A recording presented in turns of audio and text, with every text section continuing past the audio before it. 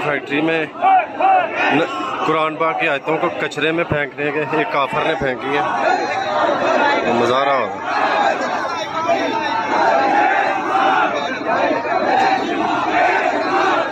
Rajkot industry में मुजाहरा हो रहा है, काफर के बच्चे ने कुरान की आयतें फेंकी हैं डस्टबिन में।